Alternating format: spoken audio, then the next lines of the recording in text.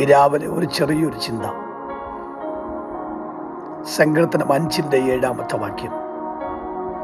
ഞാനോ കൃപയുടെ ബഹുത്വത്താൽ നിന്റെ ആലയത്തിലേക്ക് ചെന്ന്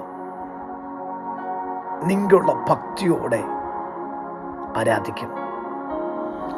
ശ്രേഷ്ഠത എന്ന് പറയുന്നത് നമ്മുടെ വിജയത്തിൻ്റെ രഹസ്യവും നമ്മുടെ ഉയർച്ചയുടെ രഹസ്യവും, ഒന്നുകൂടി പറഞ്ഞാൽ നമ്മുടെ ആരോഗ്യത്തിൻ്റെ രഹസ്യവും സർവശക്തനും സർവവ്യാപിയും സർവജ്ഞാനിയുമായ ദൈവത്തെ ആരാധിച്ചതുകൊണ്ട് മാത്രം.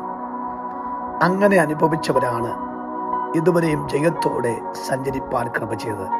ആലയത്തിൽ പോയി കർത്താവിനെ ആരാധിച്ച് അനുഗ്രഹം പ്രാപിച്ച നൂറുകണക്കിന് ആൾക്കാരുണ്ട്.